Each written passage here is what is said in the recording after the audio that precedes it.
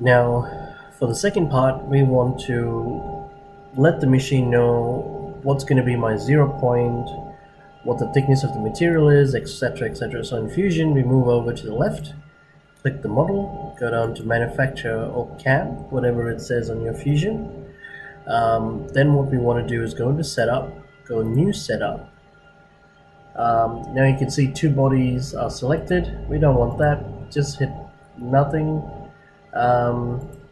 What you want to do is go over to box point and select where you want the origin to be. So it's good practice to have it right at this corner. Make sure the Y, Z axis and the Z axis are correct. And then my model is going to be this piece. This is my sheet that I'm gonna use. And then you want to go over to stock, because your machine is going to be pretty accurate. You don't need these offsets. Put them on 0 as 0 and hit OK. Okay, so now you've got your material set up. So what we want to do now, we want to create a toolpath. So we want to tell the machine where to go. So my recommendation is to first do a slot, just so that you're not first cutting out the piece and then the piece is going to move around, and then the machine's going to try to do a slot and the part is just going to move around. So ideally you want to do a slot first, and 2, if you have a hole in the middle of the cut you want to do that first, and then lastly cut out the actual part. So in this video I'm just going to show you the slot. So what I want to do is head over to the toolpath, hit 2D pocket. So the beauty about Fusion is when you go over everything, it literally tells you what is what. So for my slot, what I want to do is select a 2D pocket. Okay, it's going to bring up this particular settings. Don't worry about all this part right now, because we're going to do that manually on the machine. It's just the speed rate.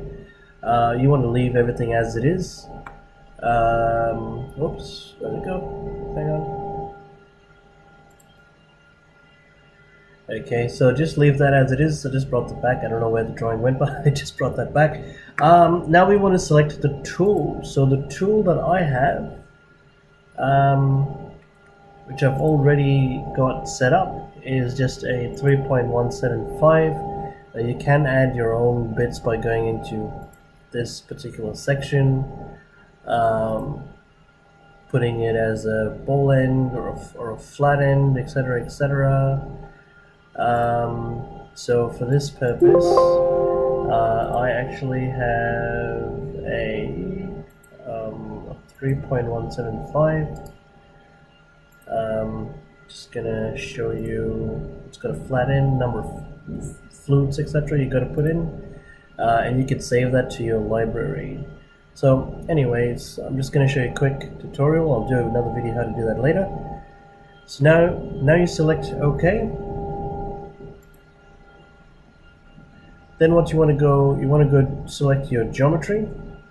So go into geometry, and then what I'm going to do is, just so I can select the slot, I'm going to turn off, make the sheet invisible so I can select the slot. So that's number 2, and then I can come down, hit that, click that, what's highlighted, move over to passes.